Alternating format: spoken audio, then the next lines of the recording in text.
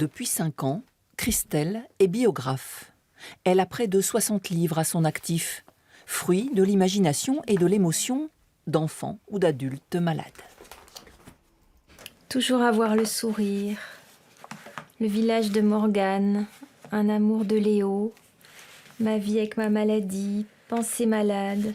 Je dirais pas que c'est bien de souffrir, mais au moins ça... Quand on a une vie toute bien faite,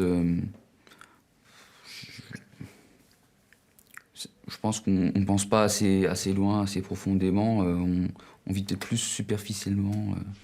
Ma vie, cueillir le jour. Parfois, on est tellement ancré dans le quotidien qu'on reprend un rythme. Je me levais le matin, je faisais ce que j'avais à faire et je retrouvais un rythme qui n'était pas celui d'avant, mais qui était un rythme quand même. Et je n'avais pas l'impression d'être malade. Et tout à coup, je réalisais que j'avais le cancer. Une empreinte de papillon, dinosaure d'Allier à Tobone, la moufle. Le voilà, ce livre, je te le donne. C'est le tien. Et ça s'appelle donc 9 histoires de Martin, ma vie et autres, point de suspension. Martin, Maëva et Sébastien sont tous auteurs dans la collection imaginée par Traces de vie, l'association créée par Christelle et qui a permis l'édition de leurs récits. Chopé, bonjour. Bonjour, c'est Christelle, la biographe. Aurélie doit m'accueillir aujourd'hui. Et dans un grand nombre de cas, c'est ici que la première rencontre a eu lieu avec le concours d'Aurélie, l'une des éducatrices du service. Donc oui, du coup, j'ai vu Sophia, puis je lui ai parlé un petit peu du projet par rapport au livre. Ouais. Donc écoute, elle était partante, voilà.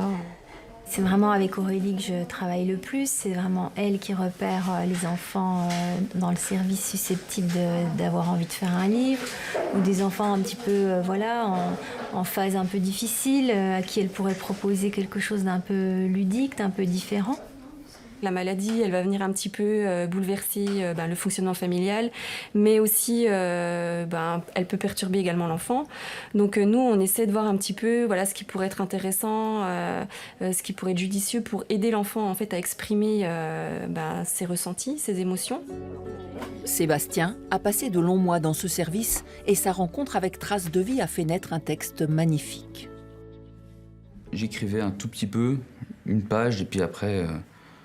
je ne savais pas comment continuer, quoi faire. Et puis je perdais l'envie, et puis après j'oubliais presque ce que j'avais commencé.